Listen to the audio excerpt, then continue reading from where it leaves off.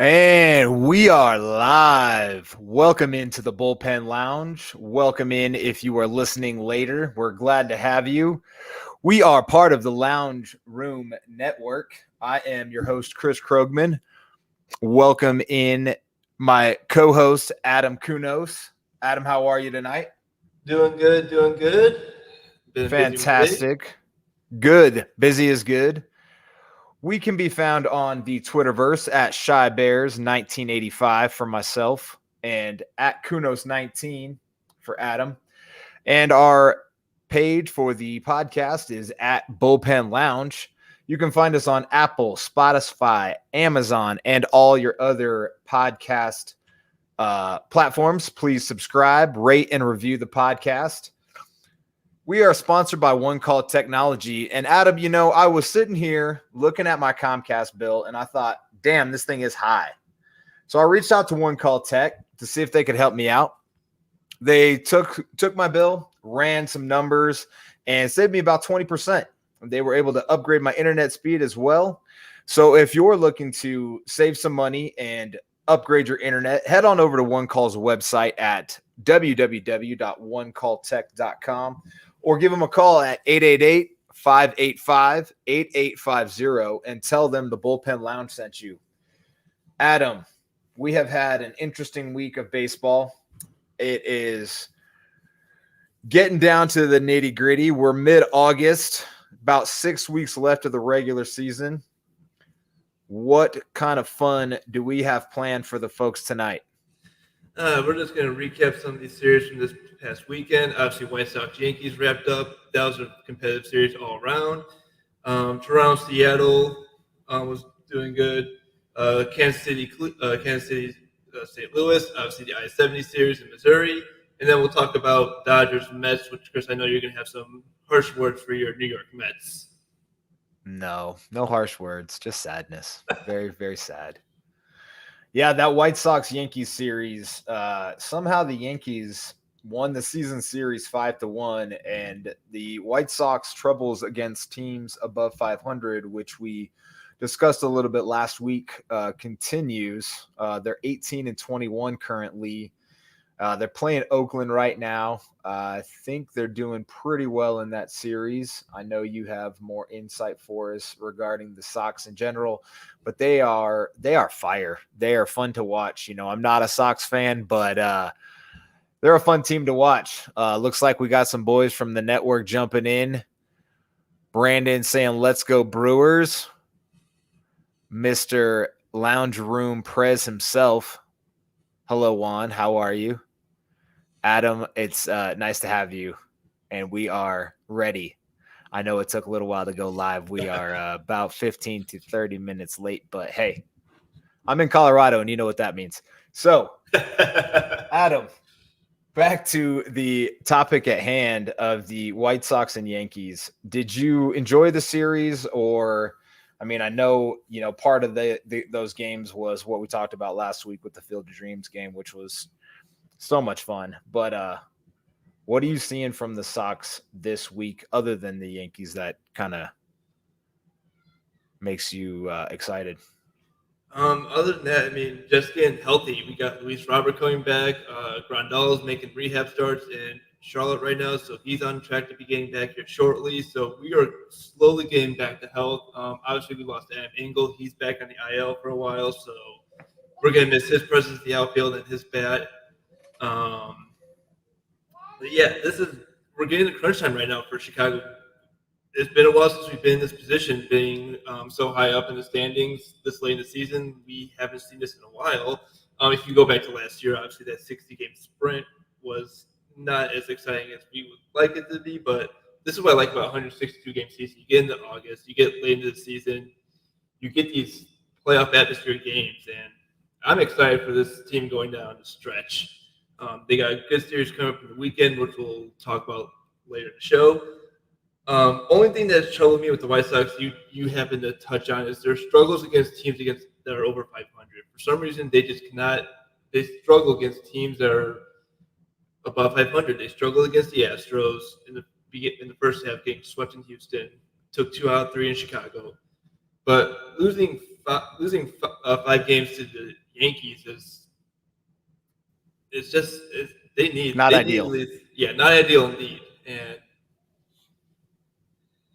it I think they can do better. I hope they can do better, but I think they can do better against 500 teams going forward.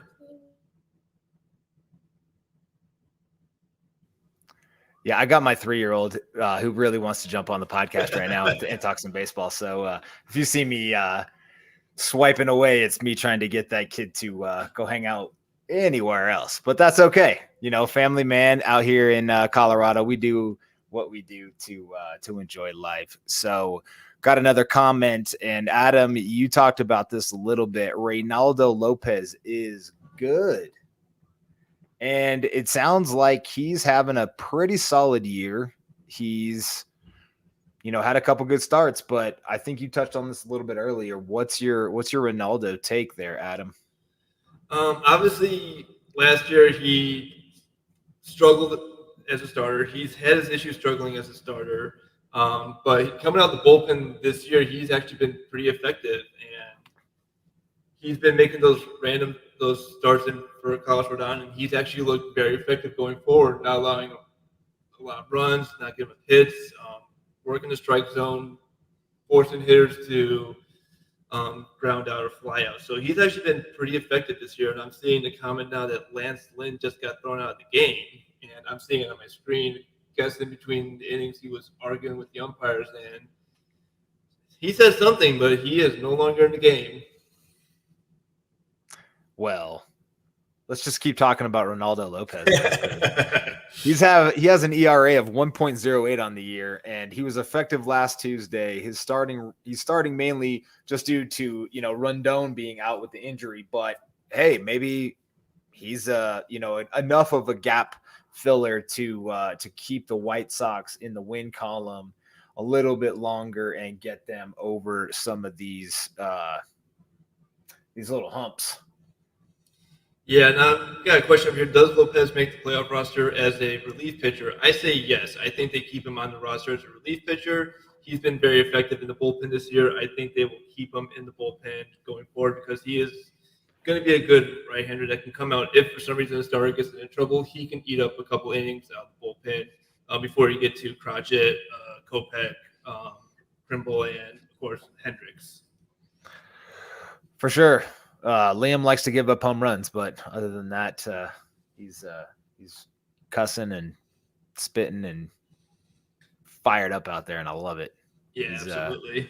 My kind of ball player right there. Well, we have dwelled on the White Sox long enough. It looks like we got another question from Brandon. Who is your guys' Cy Young and MVP so far? And I know we've talked about doing this a little bit later into September, Adam, as a kind of a special episode where we kind of break these down. But, for me as a Mets fan, I would have easily given it to Jake before the All-Star break, but he's kind of trending downwards. As far as the National League, it's, Zach Wheeler's having a hell of a year. The Brewers staff is also lighting it up. As far as the MVP goes, man, I damn near anybody in the NL West could win it, on that stacked San Francisco and Dodgers lineup. But Adam, what do you think in both leagues, AL and NL? I'll start with NL right now. I mean, your front runners obviously are Tatis Jr., Bryce Harper, the two big names that jump out to you as favorites for MVP. But yeah, anyone on the NL West, it could be a favorite to win NL MVP. I'll go with also in the NL Central, Willie Adames out of Milwaukee, who has been playing fairly good recently for Milwaukee. I think he can sneak up as a dark horse for NL MVP. I know Brandon, our friend over at Brew City Lounge, and he's saying Willie. He's praised him about being a good atmosphere in the clubhouse, just like getting that team driving and going in the right direction. So I think he can sneak up as an NL MVP candidate. Yeah, big ad there. That was a great pickup for the Brew crew. Zach Wheeler or Bueller for Cy. Walker Bueller's having a hell of a year as well.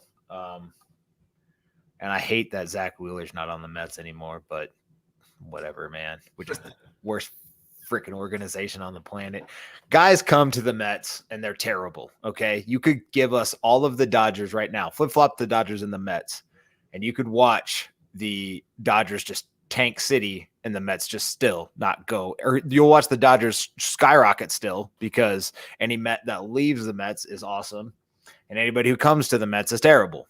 So Zach Wheeler, if he'd have stayed with the Mets and gotten the amount of money he got in Philly, would have probably just been okay. He'd have been fine. He had a good last year with the Mets, but nevertheless, yeah, Freddie Freeman, he could sneak in there. He could sneak in on the MVP race. He's been solid. He's a pending free agent, if I'm not mistaken. So that's somebody that is, fighting or working for that next contract is what I should say. Yeah. He's been fantastic. Corbin Burns for Cy Young. Yeah, that guy's throwing gas.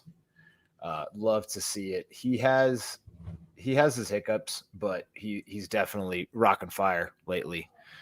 Kind of jumping back into the series. We touched on the Mets a little bit right there, and I'll just be sad. But the Dodgers and Mets last week, the Dodgers swept. They're keeping pace with San Francisco. They're still 4 games back. It's amazing that San Francisco can continue this pace, but they got the Mets too, and they're on a freaking free fall from nowhere or whatever. I mean, it's just pathetic.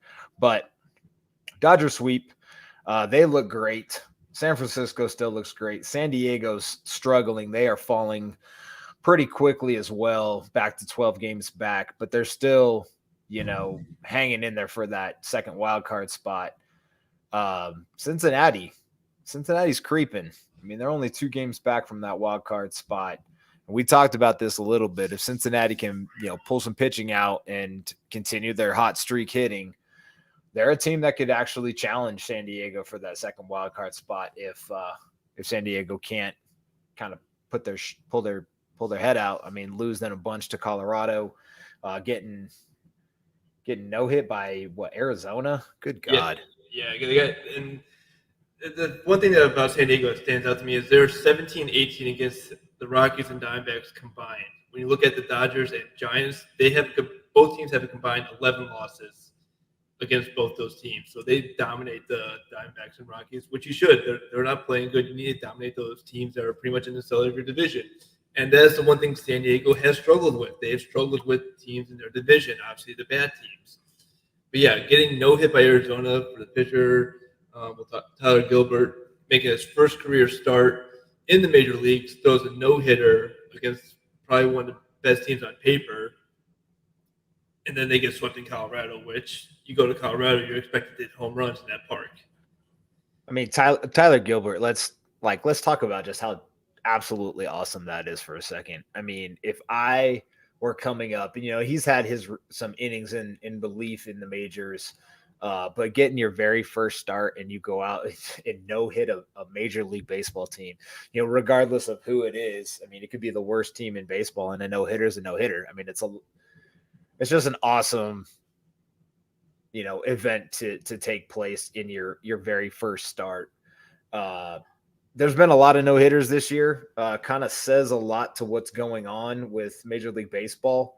But Gilbert only had 102 pitches, 64 strikes, only walked 3, and had 5 Ks. I mean, 102 pitches is phenomenal. It's very impressive that Tyler Gilbert, was able to come out and gas the San Diego Padres. Yeah. Going back and watching that game, he looked pretty much at ease, and the comment said that a lot of young pitchers have jitters when they make their first big league start. I'm pretty sure he probably had butterflies going onto the mound against a very good San Diego team, but he just looked calm. He had control of the strike zone. He had control of his pitches. Only 3 walks in the game, so you can tell that he was commanding the strike zone and making San Diego chase some pitches too throughout the game. So, San Diego needs to find a way to turn around. The signing of Jake Arrieta was somewhat of a question mark. Obviously, he started today, but he gets injured his first start with San Diego, so he may not be helpful going down the stretch for San Diego because he's going to have injury questions now going forward. His ERA is over 7. That was still a question mark signing. I don't know why they brought him on. Obviously, he's probably eat innings, but if he gets injured, it was probably a bad signing. Yeah, they seem to be reaching. I mean, they seem to be, they missed out on Scherzer, and now they're just like, give me anybody. I'm surprised they didn't get Cole Hamels. I think he signed with the Dodgers, but I'm surprised San Diego just didn't reach for him as well. And when the Padres pitching is healthy, it's solid, but they've had their druthers this year in the injury department as well. So getting Jake Arrieta and having him immediately get hurt is not super surprising, just with the way San Diego's year has gone as far as injuries. Getting Tatis back and having him, already smash one and playing out of position in right field is super interesting. They have a lot of talent on that team, and finding a way to get it all into the lineup is going to be interesting. And if their pitching and bullpen can hold up, maybe they get into that second wild card spot, and maybe they can win a playoff game. But the way it's looking right now, if they keep this up for the next, we got 6 weeks left. It's plenty of time to turn it around and get their poop in a group. But right now, San Diego's not looking so hot. Yeah, it's San Diego's looking questionable going down. So we'll see how they do. There's still a lot, like about 7 weeks left in the season. So we'll see how they do. Adam, let's jump over to the American League wild card race, and it is kind of the same story as the NL West goes in the AL East. So you have Tampa Bay leading that division. You got the New York Yankees and Boston Red Sox both tied for the wild card spot, along with Oakland as well. So everybody kind of fighting for it. Seattle only 4 games back. Same thing with Toronto, only 4 games back. We've talked about this multiple times on the show, and it's kind of, again, the same story of Seattle massively overperforming their run differential and Toronto massively underperforming their run differential. Plus 121 for the Blue Jays, which is absolutely absurd. Their expected win-loss should have been in the 71-47 range, and they're down at 63 wins. Seattle, they should have only won like 55 games so far, be roughly 10 games under 500, but they're 8 games over. So, Seattle just keeps doing it somehow. Do we believe in Toronto? I think that's a talented baseball team with some similar issues to the White Sox previous to the trade deadline. They went out and got Berrios, he's fantastic. It's a good signing. I think he's 1-1 with them so far with around a 3.75 or 4 ERA. But they didn't help themselves enough in the bullpen, in my opinion. I think they only brought like Brad Hand, he isn't what he was in previous years. He's had some really good seasons, but this isn't really the one. So what are you feeling about Toronto and even Seattle, Adam? With Toronto, again, they have a talented ball team, but they just can't seem to figure it out. They're 4th place in the AL East right now, which if you're to go by run differential as the base for a record, they should be leading that division. They should be overtaking Tampa and have at least a 3 to 4 game lead in that division. Obviously, they haven't performed. I'm not going to say they haven't performed. They've just been in a very tough division, unfortunately, and the AL East is a tough division this year. So, and jumping over to Seattle has been more impressive the last couple of days. They're making a jump. They could overtake Boston and be in that wild card contention. Obviously, Boston and New York are now virtually tied for a wild card spot, thanks to New York's play in New York over the weekend against Boston. Do I believe in Toronto? I don't think I do at this point. I don't think Toronto can be a playoff team. I think they're going to end up missing the playoffs at this point, the way they're performing. I mean, they still have some tough series coming up against teams in the AL East. They got a series with the White Sox coming up. They do, I think, have 1 or 2 series with some teams out west. So it's going to be tough for Toronto to climb back into this playoff race.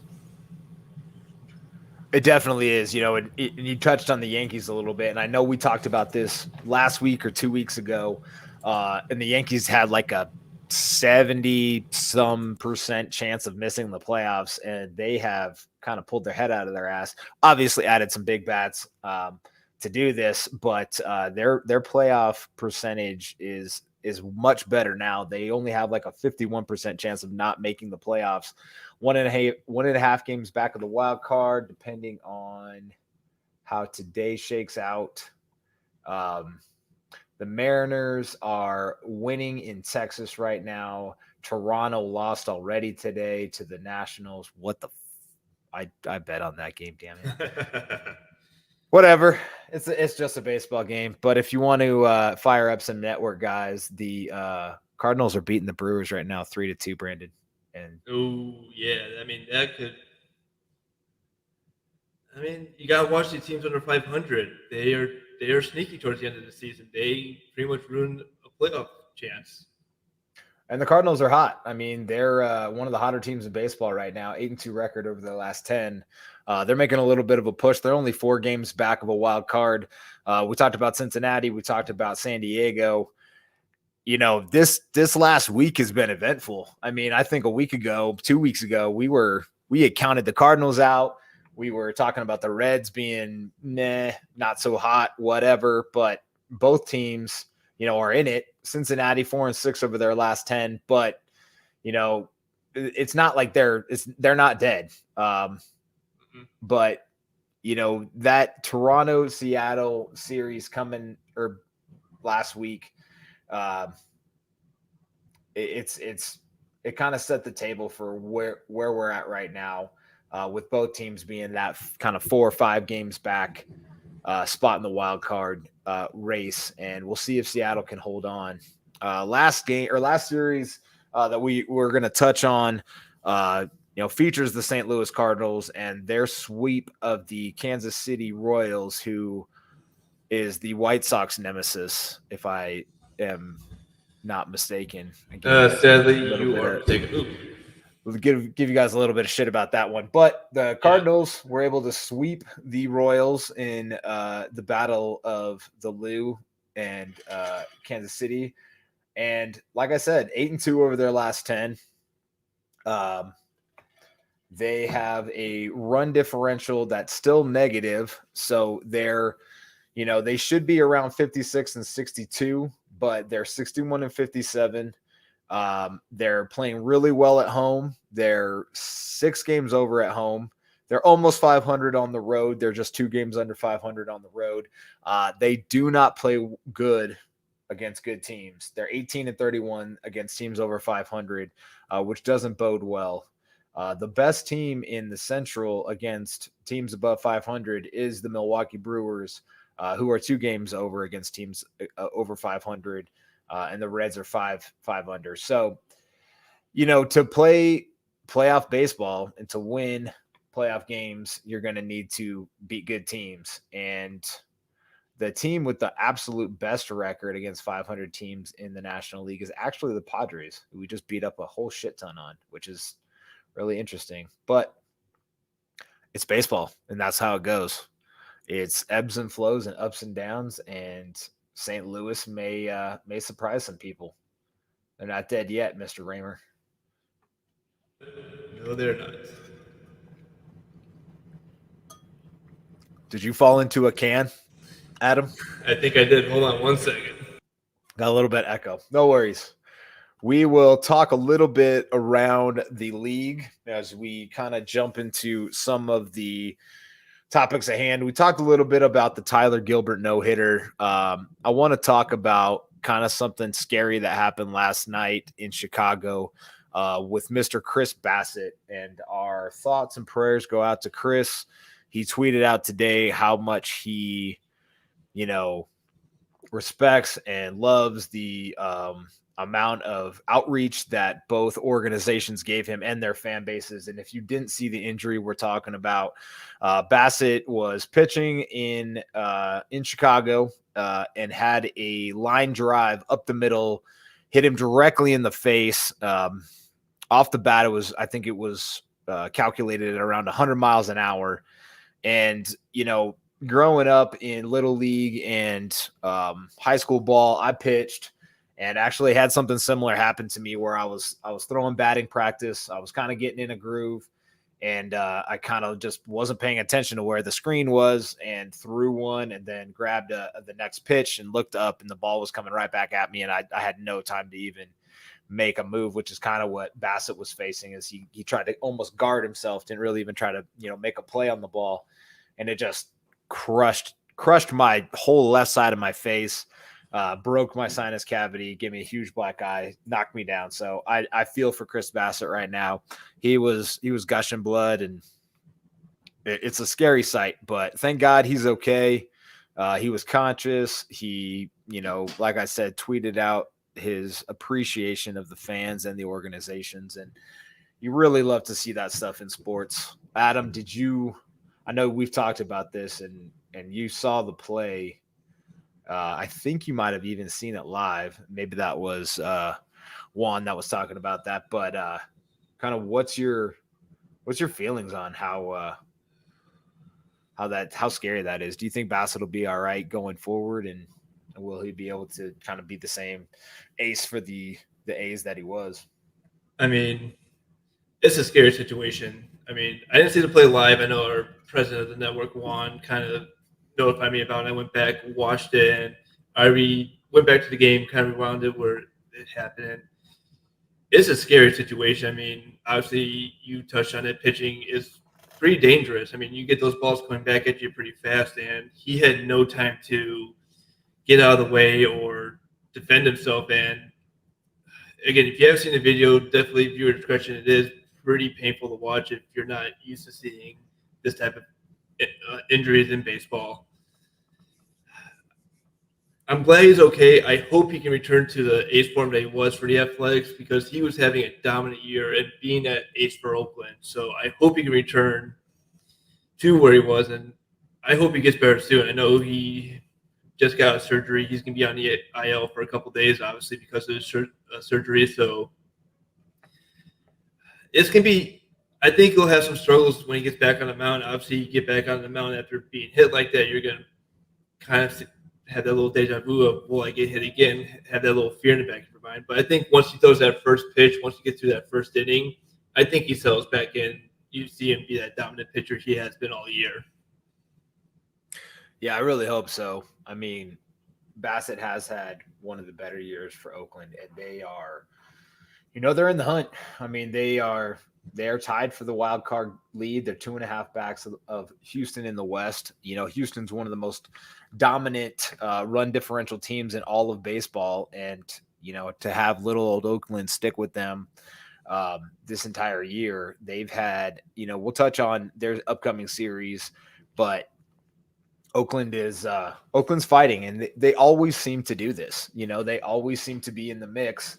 No matter how low their budget gets or how many guys they ship away, Oakland seems to fight through it and figure it out. So I'm looking forward to hopefully a strong Bassett return and a good, strong Oakland finish in the AL West.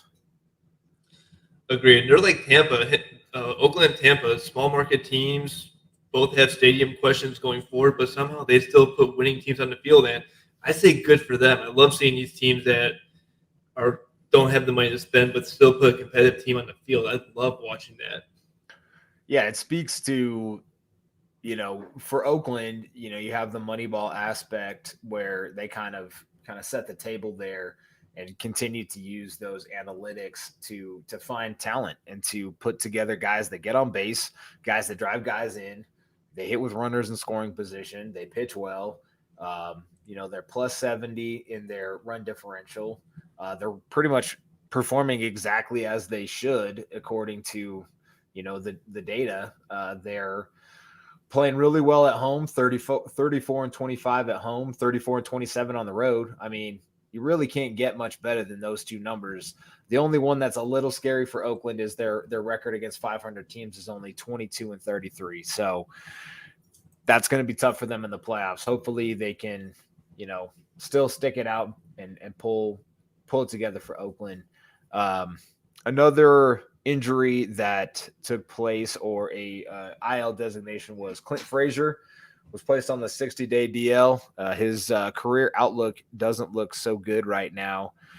He was diagnosed with vertigo, but now they're a little worried that he might have neck or eyesight issues. And baseball's an important sport that you need your eyes for. I mean, obviously you need your eyes for all sports, but the the hand-eye coordination, as we just talked about with Chris Bassett, and being able to almost defend himself against a 100-mile-an-hour rocket shot off a bat. What are your thoughts on Clint Frazier, Adam? I mean, if you played the game or if you played any sport, you know that hand-eye coordination is key. And I never want to see a player leave the league because of injury. I always like to see a player leave on their own terms, whether it be retirement or they're stepping away on their own terms, never because of injury. And the fact that his career is now up in the air because of an injury that is ongoing is something you don't want to see.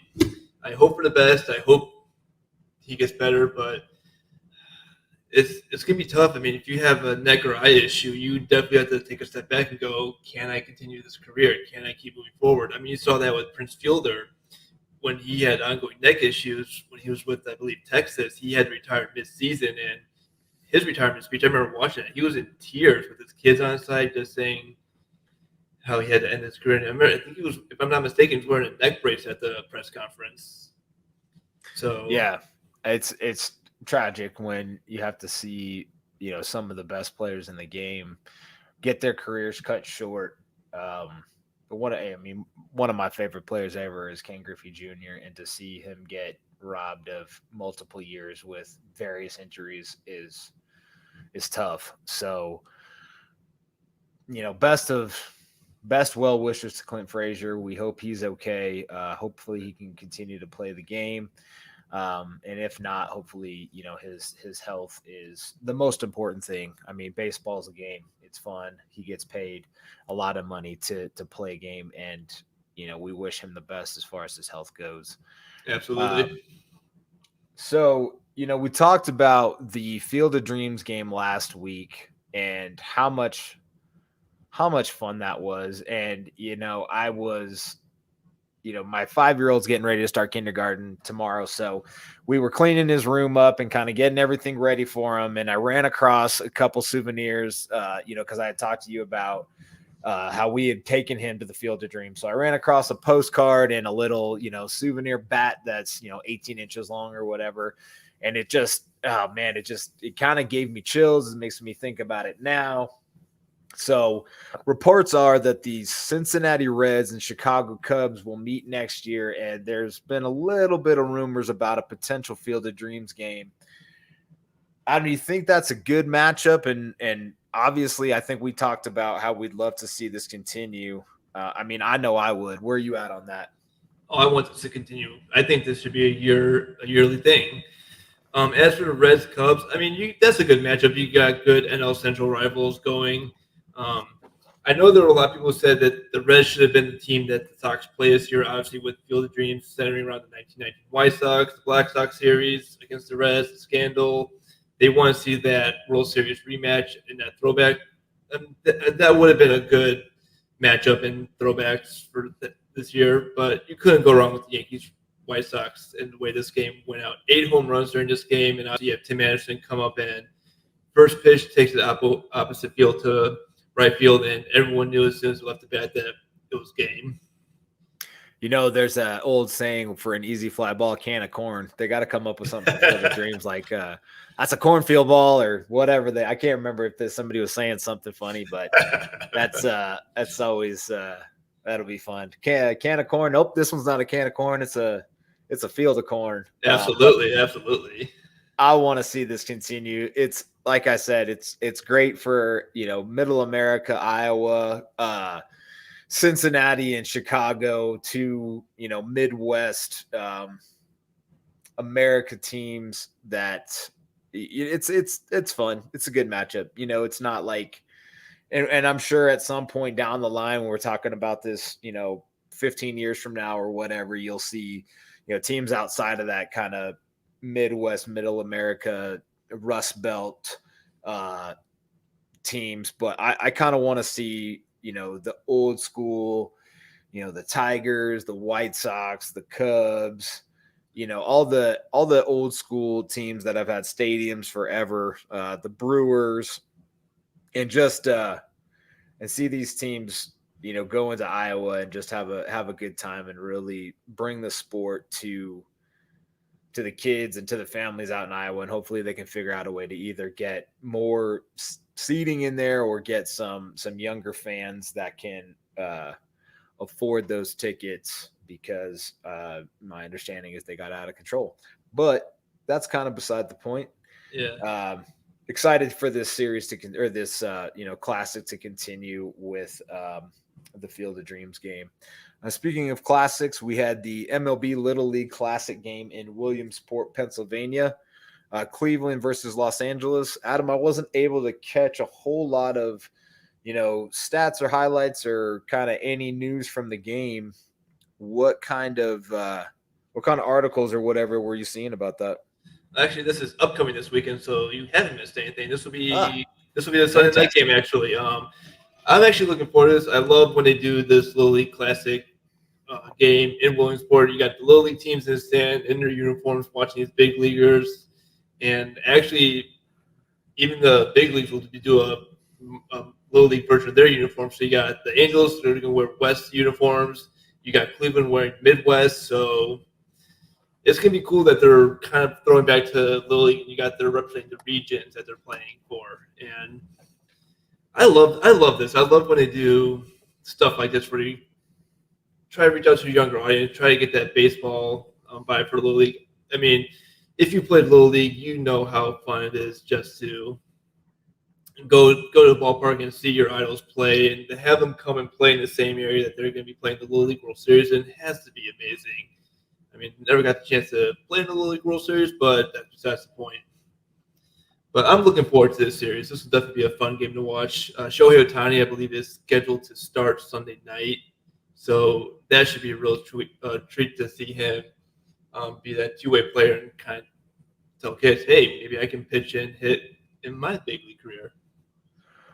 Yeah, that does sound like a lot of fun. It looks like it's going to be streaming live on ESPN and all of their fun networks. The Kids Cast will be over there on ESPN2 if you want your littles to check it out, starting at 7 Eastern. So that's 6 Central and 5 Mountain and 4 Pacific.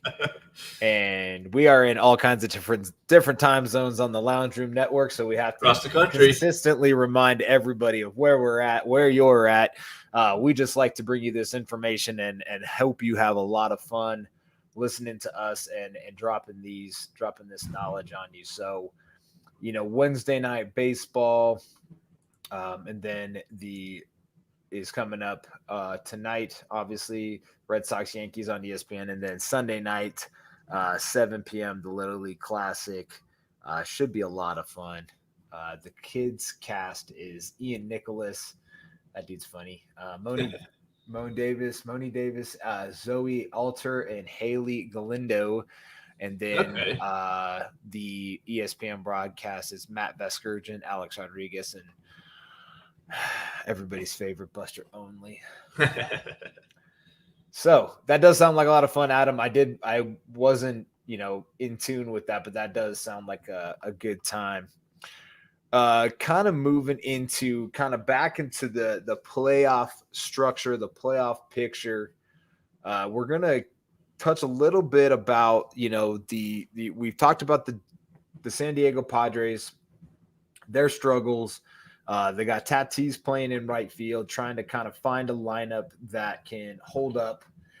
So currently, in the West, the Giants have a 72% chance of winning that division.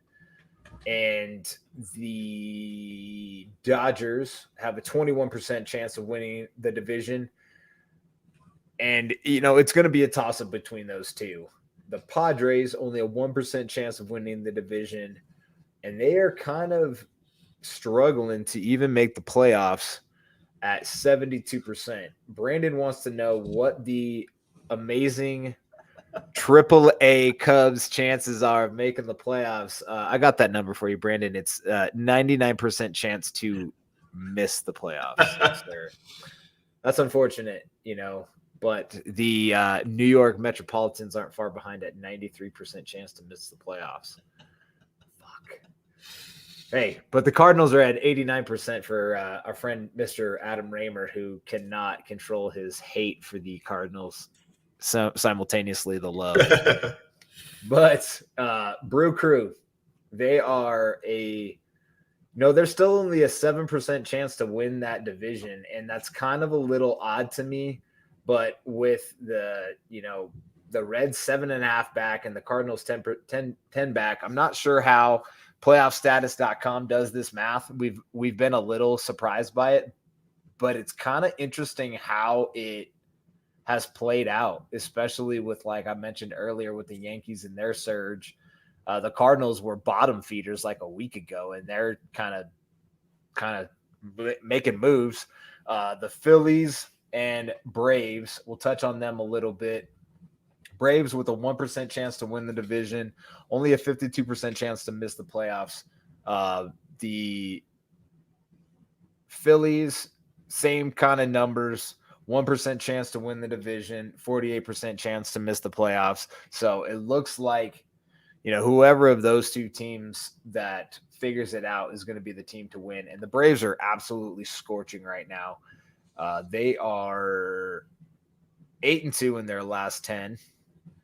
Plus 84 run differential, which I think has gone up considerably. They're 31-29 at home, 33-27 on the road, which is one of the better road records in the NL, other than the Brew Crew, who actually play phenomenal on the road at 41-20. So the NL East is not going to make any noise in the playoffs. We've talked about this like 50 times over. But the Dodgers are 4 games back of the division. They still have a 21% chance to win that division, only a 1% chance to miss the playoffs. They are definitely taking wild card spot number 1. I believe they are 8 games. 8.5 games above. 8.5 above San Diego, and 10 above the Reds. So that is damn near a lock with 6 weeks left. I mean, obviously they could fall apart. We've seen some historic comebacks in these later months, but you never know. The Padres still sitting in that second wild card spot. They're 11 games back of the division. Depending on which website you look at, MLB.com has them at 12. That might be including today. So Padres looking scary. We kind of know who these playoff teams are. I think the most interesting races are that second wild card spot with the Reds and Cardinals kind of making their moves. The Phillies are only 4.5 back of that second wild card spot. So that's within striking distance. As we've said, the Mets are absolutely falling apart. 6.5 games off of that wild card spot, 3.5 back of the division. They are talking about shutting down Jake DeGrom for the year, which makes me sad, but also is probably the best thing for that guy's career. I don't want to see him end up getting any extra surgeries. He's already had TJS once. I don't want to see him get it again. Forearm tightness, and I think some random Chicago sports AM radio guy said that he was looking at Tommy John surgery, and I don't want to hear it.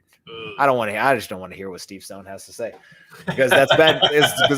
That's bad news for me, man. I can't hear it. Jake the Great, man. I want to see at least one more Cy Young out of that dude, so we can call him a Hall of Famer. But that's the most interesting race to me in the National League, Adam. What do you think?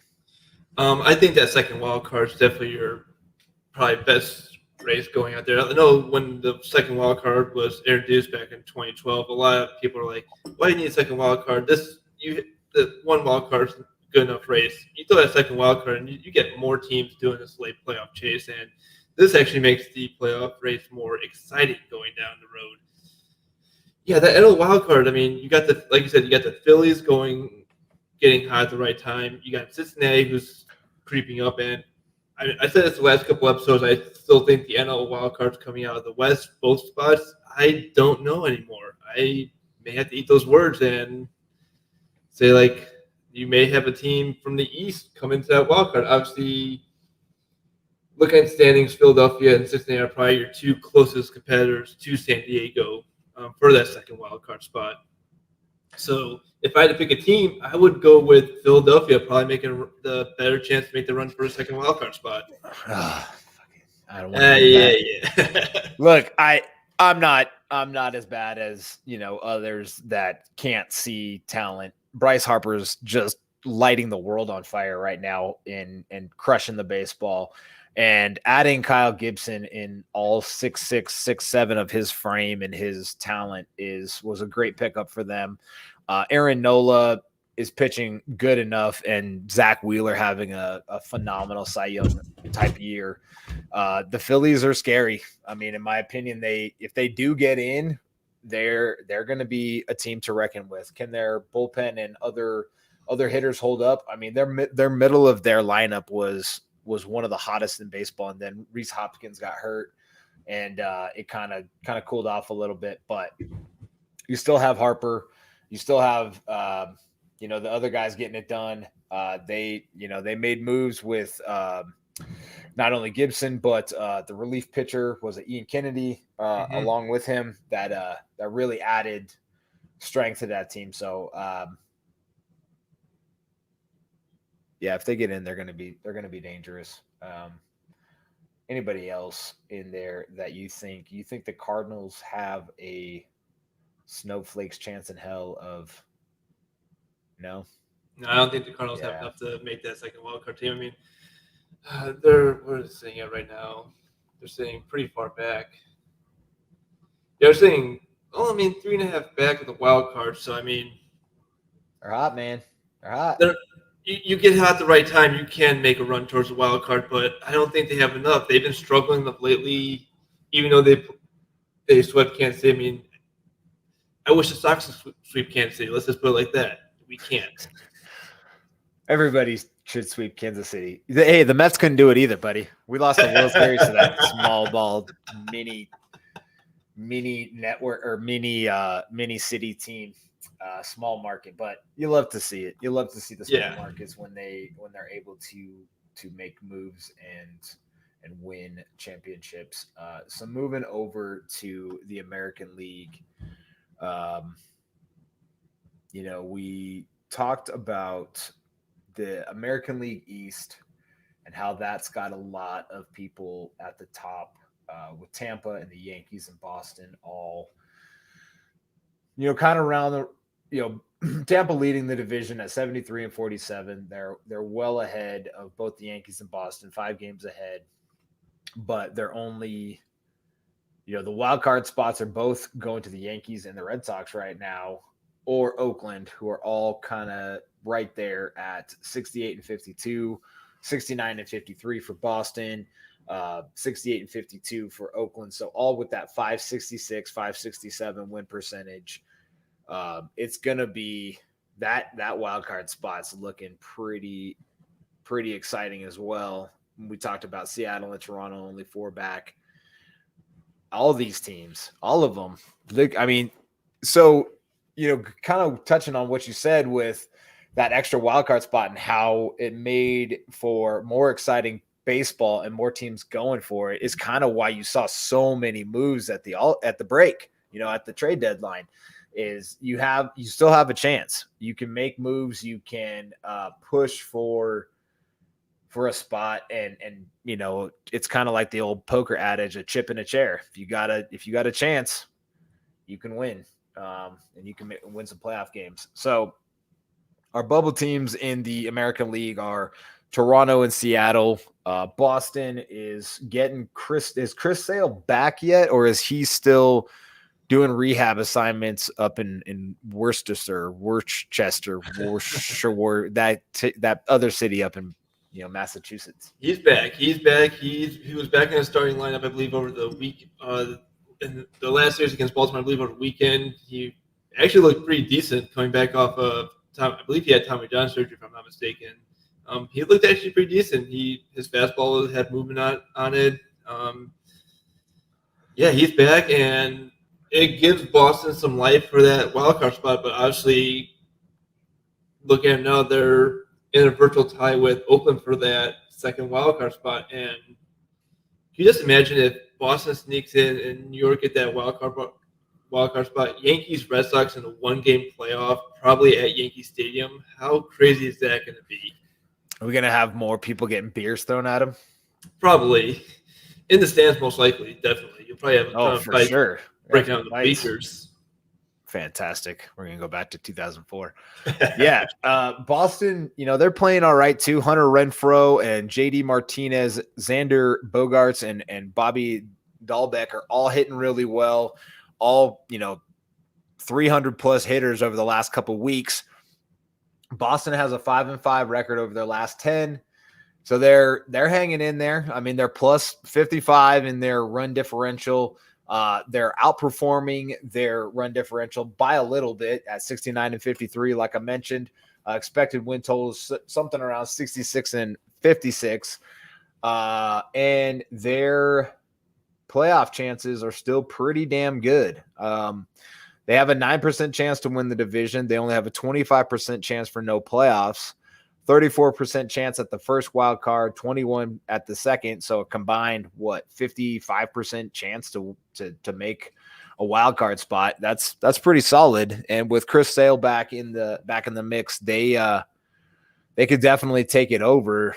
The Tampa Bay Devil Rays still have that 43% chance to win the division.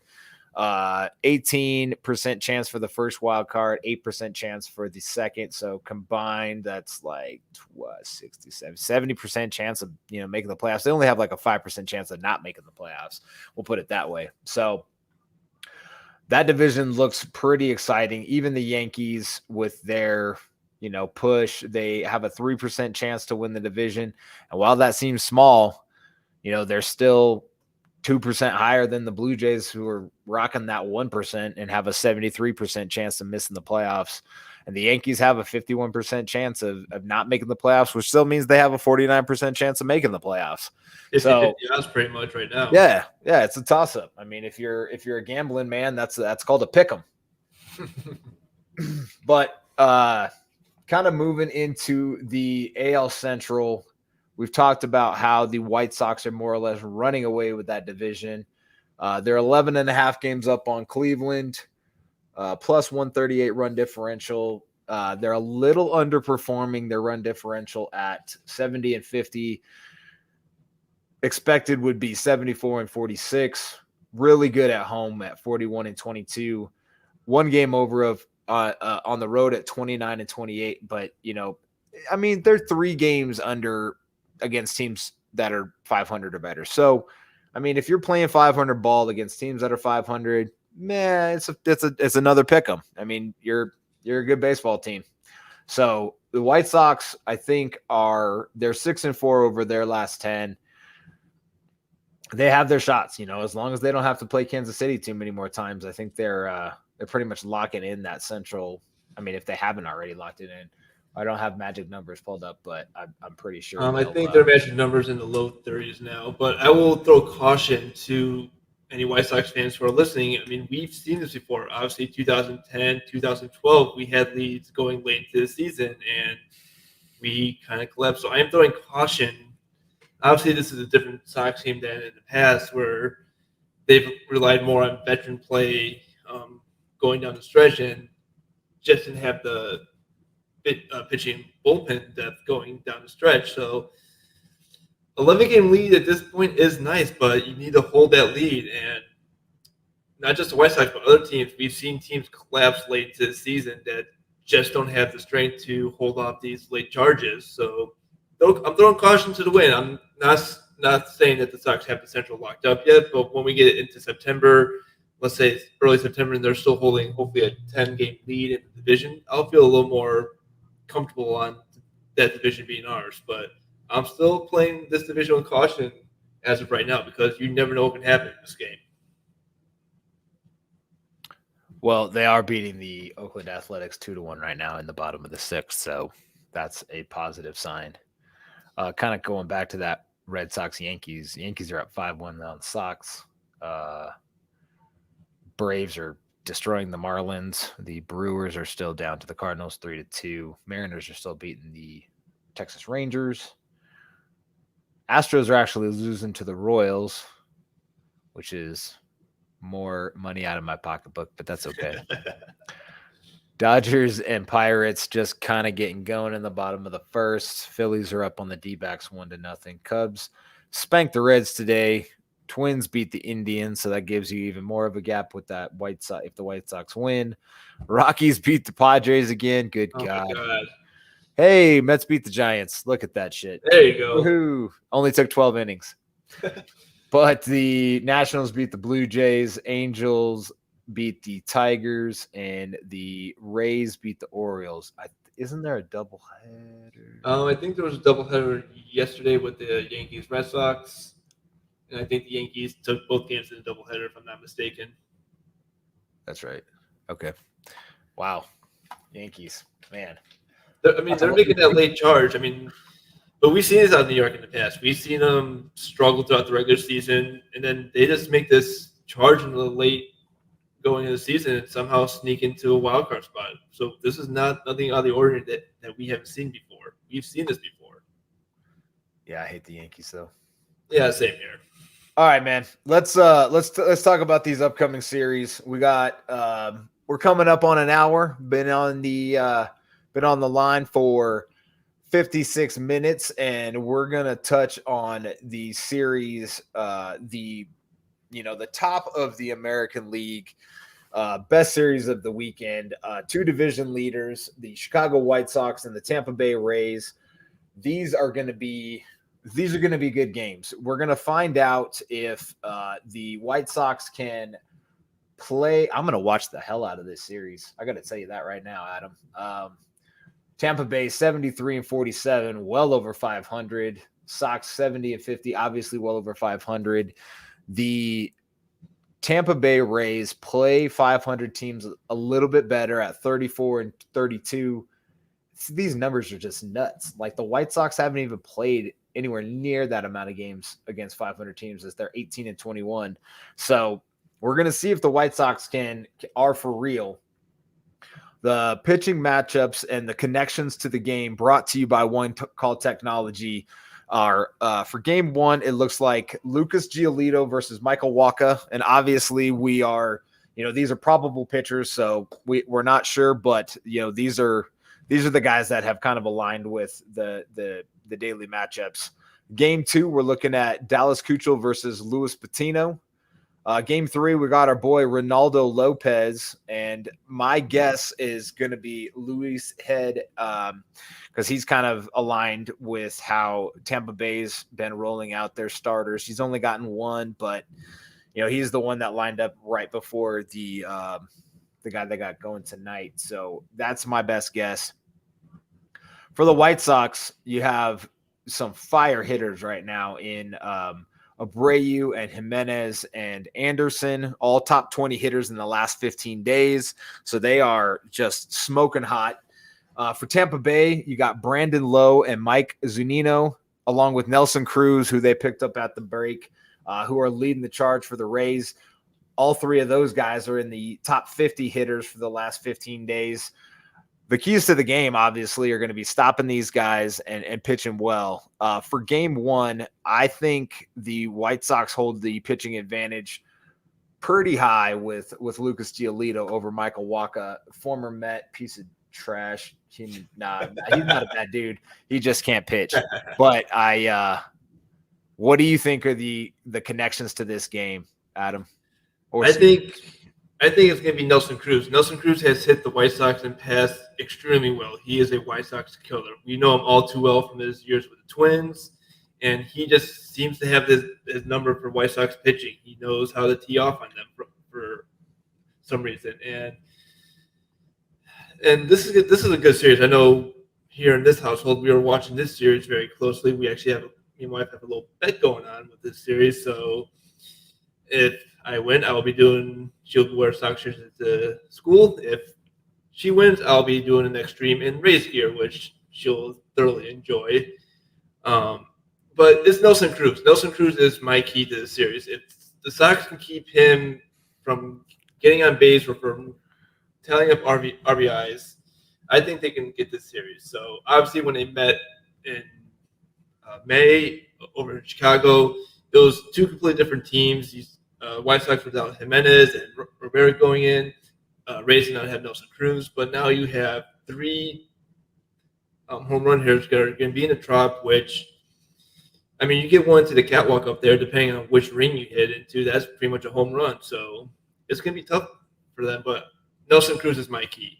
If they can keep Nelson Cruz at bay and keep him from teeing off, the Sox can get the series. For sure. For this first game, Lucas Giolito, his ERA is up to 3.83. He's got some good strikeout numbers, but he has been going too deep in pitch counts, and that's kind of not been able to get him into the later innings, which obviously puts pressure on the bullpen. Not that it's not a great bullpen, but obviously you have to use these guys too much, then you have to, you can't use them the next day. As far as Michael Wacha is concerned, he's 2-4 on the year with a 5.91 ERA and a 1.5 WHIP. Ooh. I mean, if this banging Sox lineup can't smash this dude, then they might as well pack it up and go home or play the Royals some more. I'll credit that. But for game 2, Dallas Keuchel he's all right. I mean, he's got a 4.48 ERA.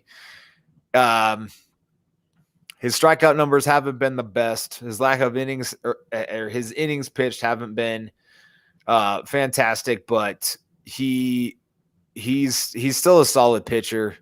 For the Rays and Luis Patino, he's 2-3 on the year, 5.73 ERA with a 1.31 WHIP, 48 strikeouts over 45 2/3 innings. So, he's only 21 years old. He's got some talent, and I think the Rays might have the leg up here, even though Kuchel's got the experience. Patino seems to be kind of taking advantage of getting his starts at a young age, only 21 years old, and obviously throwing well in that he's got a better K rate than innings pitched. What do you think is going to happen with this pitching matchup? Do you think that Keuchel can go deeper into this game, or is he going to be, are they going to run him out pretty quickly with those hot bats we've been talking about for Tampa and Patino kind of continuing to work the high strikeouts? I don't know.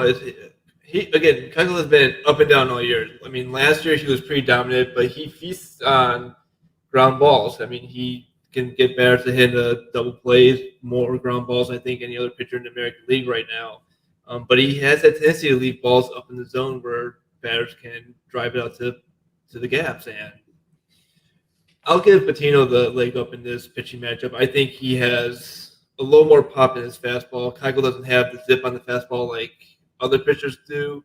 So I'll give Luis Patino the leg up in this pitching matchup. Very good. Very good. Hopefully we do get to see Ronaldo Lopez get another start. He did well. We talked about his numbers earlier with a 1.08 ERA. Has been very effective in the starting role. We're totally guessing, or I'm totally guessing, if it's going to be Luis Head. He's he had kind of he's a reliever that, might get the start, but we don't know. Maybe we'll tweet it out if we get an update on who the starter is going to be for Tampa over the weekend.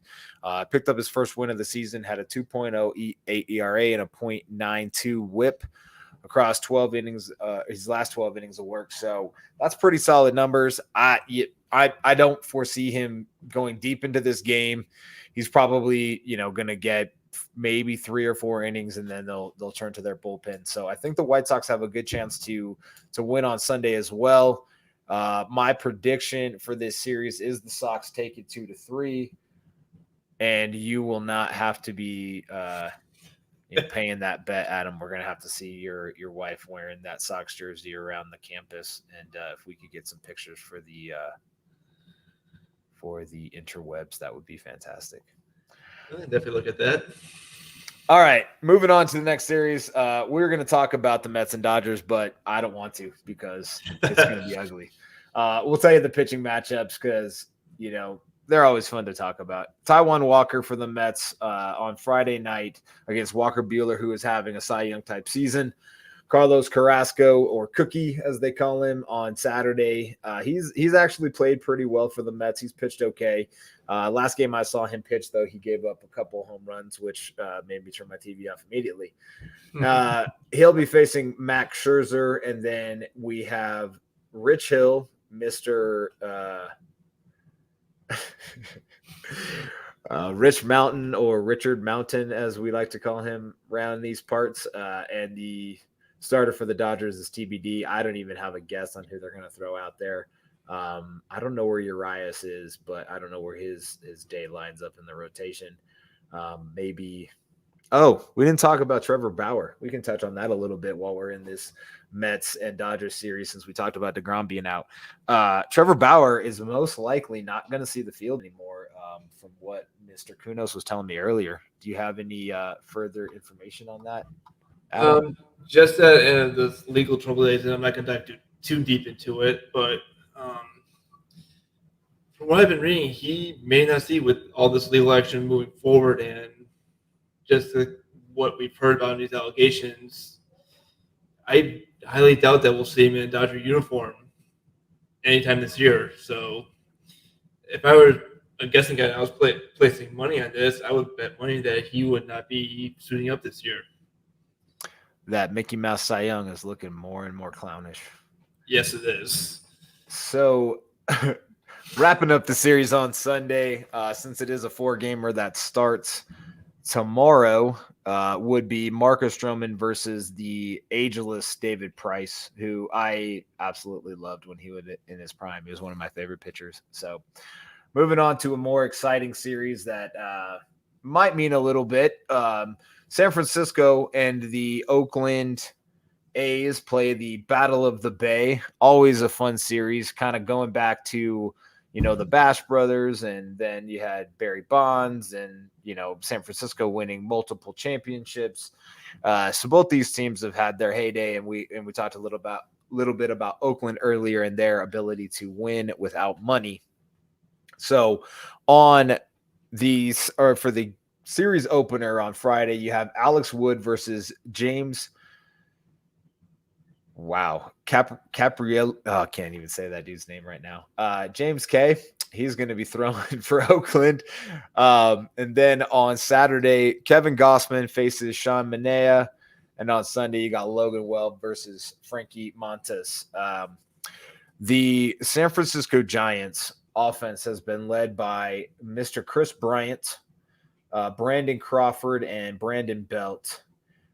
For Oakland, one of the pickups of the trade deadline that we touched on but didn't really dive too much into it because he's 32 years old, but Starling Marte has been lighting it up the last 2 weeks, just hitting the hell out of the ball. Also led by Matt Chapman and Seth Brown. So I think Oakland actually has a decent chance to make some noise here. And if they're gonna do that, this is a great test to kind of show up against frankly, the best team in baseball. I mean, 78-42 for the Giants is well above everybody else. Milwaukee and Tampa Bay are too closest. 5 games back in the win column, though. So, Adam, do you think Oakland can make some noise in this series? I think they can. I'll go back to Starling Marte. I mean, he has been an absolute bombshell for Oakland. I mean, you talk about an underrated pickup at the trade deadline. I don't think a lot of pizzazz was put into Starling Marte going to Oakland. I think it was more like they add some depth to their lineup, and since he put on an Asian uniform, he's been lining up. He's been sparking that offense, and he's had some good defensive plays too for Oakland. So I do think Oakland can make some noise in this series. Obviously, you touched on this. This series goes back to the '80s, Bash Brothers, Barry Bonds, and then this actually, besides Cubs White Sox, actually one of my favorite interleague series that I like to watch Battle of the Bay because this does have some good ties out there. So I think Oakland can make some noise in this series, but again, San Francisco, we touched on this lately. No one saw this coming. I don't think anyone saw San Francisco being this good this year, having the best record in baseball. I mean, they have been dominant from pretty much start to finish right now. Yeah, Alex Wood to open the series with his 10-3 record, and he's got a not a decently high ERA at 4.14. Okay whip at 1.21, but his 121 to 35 K to walk ratio over 115 innings is fantastic. I mean, that's just great numbers. So he'll face off against James Caprielian. And I don't even know if I did that right, but he hasn't registered a strikeout or a walk in his last start. He allowed a run in the first inning, but he was able to settle down. He's allowed 3 or fewer runs in 10 of his last 11 starts. So I think that's an excellent matchup with Woods versus Caprielian. And I'm looking forward to this series as well. Outside of the White Sox and Tampa Bay series, this is probably the second best series of the weekend, if not the best. Game 2, Kevin Gausman versus Sean Manaea. Gausman obviously is just been great. He has a 2.4 ERA, 0.98 whip, and a 169 to 45 K to walk ratio over 142 and 1/3 innings. He's been great. I mean, this is kind of why the Giants are where they are. They've been able to have solid pitching and fantastic hitting. Sean Manaea for the A's. His last outing was against the Rangers. He gave up 3 runs in the first inning. He only allowed 1 in the next 2 innings, but had another one get bombed on him. He has struggled for about 3 consecutive starts, so you probably give the leg up to the Giants in that one. I think depending on how the A's hit Gausman, they could take that series, or they could take that opener, but it's going to be tough. And then that last game with Logan Webb starting versus Frankie Montas. Webb's last outing, he went 7 1/3 and struck out 8 against the other team from New York. I'm not even to say their names anymore. It's so bad. But he's got some impressive numbers this year. 2.92 ERA, 1.14 whip, 98 to 27 K to walk ratio over 92 1/3 innings. He gets the start probably, maybe not. We're still kind of waiting to see if Webb will get that start or if they'll wait to face off against the Mets again, because he's obviously owned him. Frankie Montas. He went against the White Sox last, allowed 3 runs, 8 hits over 5, struck out 6, walked 3, had 2 hitless innings, but then the White Sox kind of put it on him. He's pitched okay as of late, not fantastic. He's obviously not their top of the lineup or top of the rotation, But we could see, I like I said, I think we're going to see some noise out of Oakland this week. I don't know why, but I just get a feeling that San Francisco just can't keep this up. That's what I'm going to lean on. But it's probably totally bullshit. They're playing fantastic. Moving on to Seattle and Houston. Adam, kind of break this down for what you see from this series. I mean, on the surface, Houston should dominate, but can Seattle kind of make some noise? I think Seattle can make some noise in this series. I mean, you got McCullers going for Houston in Game 1. You got Rodozzi going in Game 2. You got Valdez going in Game 3.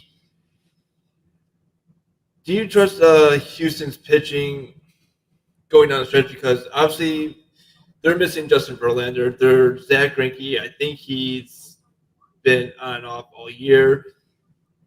But Houston's pitching, I think, is going to be the question mark for me. Can they hold up going down the stretch? Obviously, when you miss an ace like Justin Verlander, who can carry rotation, it helps you going down. It helps knowing that you have that ace star going into a playoff series, going for Game 1. Then you can kind of build that rotation out. Game 2, get your bullpen set up for a couple games.